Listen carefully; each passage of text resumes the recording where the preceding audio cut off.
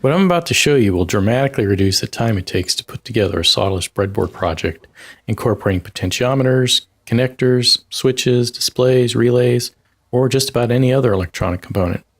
You'll also be able to incorporate any of the number of computing platforms like the Arduino Uno, Raspberry Pi, or BeagleBone Black, and after incorporating any combination of these components, your finished project will be mechanically solid, well organized, and good looking.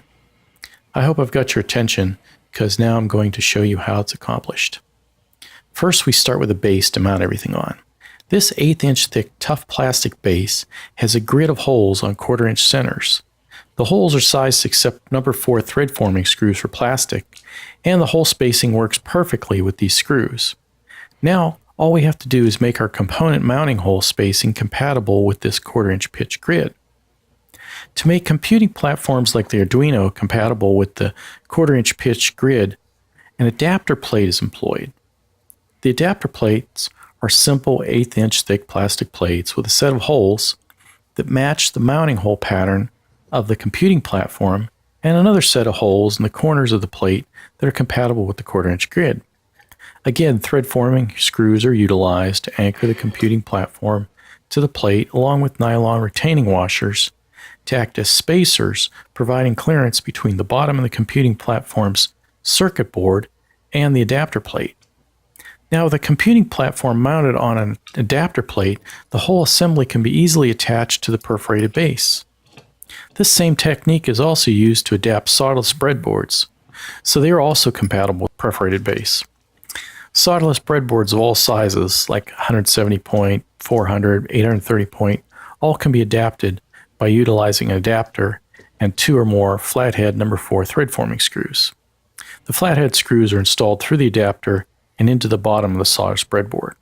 The adapter plate method takes care of solderless breadboards, computing platforms, and just about any other circuit board assembly that you'd want to incorporate in your project.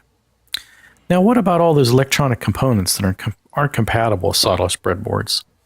Components like connectors, switches, relays, potentiometers, buttons, displays.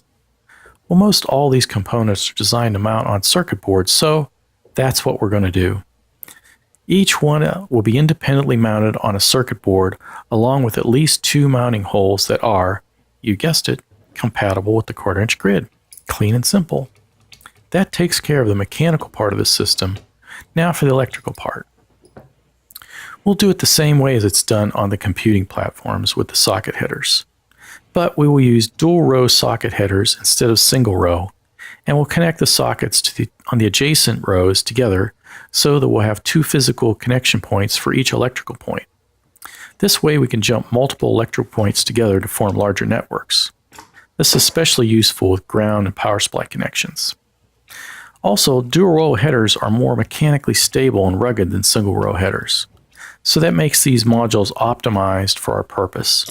And while we're optimizing, we might as well build in reverse voltage protection, over voltage protection, overcurrent protection, and digital signal translation circuitry as appropriate while we're at it.